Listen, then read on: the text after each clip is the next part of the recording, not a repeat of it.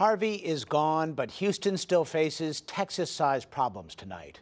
It runs the gamut from catastrophic housing loss to the dangers of damaged chemical plants.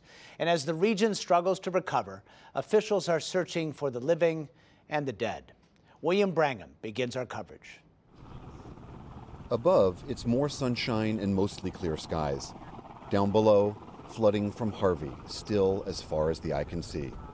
But as the waters recede, fire and rescue crews in Houston are going door to door in flooded neighborhoods, hoping they won't discover more bodies. We're finding out just to see if how much damage there is, if there's any civilians that have been left behind.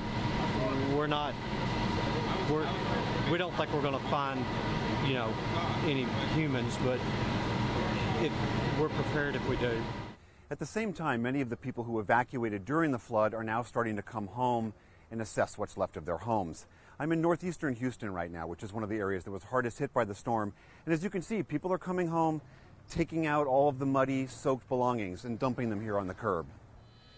Just outside Houston, there were small explosions at a chemical plant, which sent 30-foot flames and plumes of smoke into the air.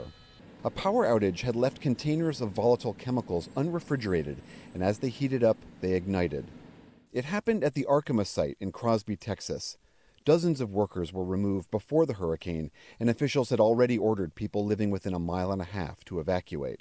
We're trying to make sure that our citizens are comfortable in what's going on and that they know the truth. And so with that, these are small container ruptures that may have a sound, may have a sound of a pop or something of that nature. This is not a massive explosion. The U.S. Environmental Protection Agency said the smoke posed no immediate threat to public health. 15 sheriff's deputies went to hospitals, but most were quickly released. To the east, Orange County, Texas, ordered a mandatory evacuation this afternoon as the Neches River surged higher. The river also knocked out the water supply in the city of Beaumont, Texas. That forced the evacuation of nearly 200 hospital patients by air and the closure of local shelters. We are not sheltering anybody anymore with the situation that we're in with the water. We are having our people that are displaced, we're finding other locations for them. That's what we're working on. Vice President Mike Pence, with his wife Karen and other members of President Trump's cabinet, today visited areas of Texas hit by Harvey. The vice president, visiting the severely damaged city of Rockport, where Harvey first came ashore, again promised full federal support. Just know we are with you, and we will stay with you until Rockport and all of southeast Texas come back. Meanwhile, Harvey's hit on the country's energy supply also continued. Colonial Pipeline said it's shutting down part of a key line that moves nearly 40% of the South's gasoline. It could start carrying fuel again by Sunday. But the interruption, coupled with the closure of several big Texas refineries, sent gas prices soaring. In turn, Energy Secretary Rick Perry, who's a former Texas governor and part of the Pence entourage, announced he's releasing 500,000 barrels of crude oil from the U.S.'s Strategic Petroleum Reserve. Gas prices are going to go up because of the cut in supply. Every state's attorney general will be watching to make sure that there's not price gouging going on. And anybody that is considering raising prices above what would be considered to be appropriate need to watch out. To the north, remnants of Harvey moved further inland. It's been downgraded to a tropical depression, but it's still soaking western Louisiana and southern Arkansas. And as much as 10 inches of rain could fall in Mississippi, Tennessee, and Kentucky in the hours ahead.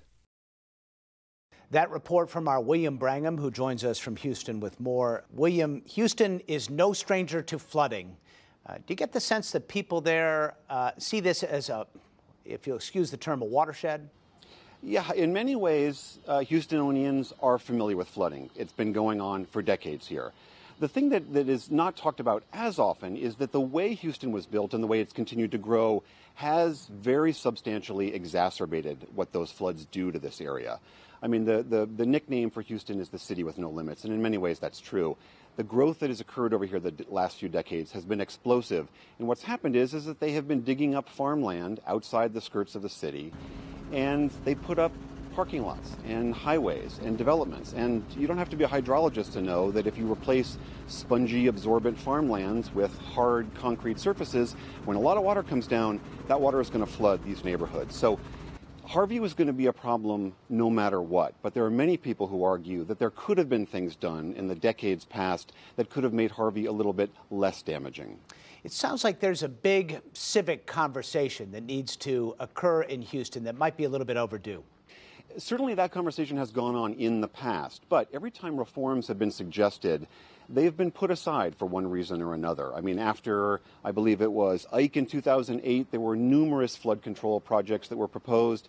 They were shelved. After Allison came through and devastated a lot of this area, more reforms were proposed. They were put aside.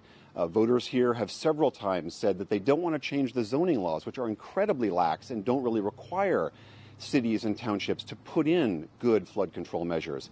So every time this has come up as a conversation, people recognize that it's an issue, but the incentives of economic growth and economic development and inexpensive housing are very powerful. And so the conversation maybe will occur again, but right now the focus is really on rescue and recovery.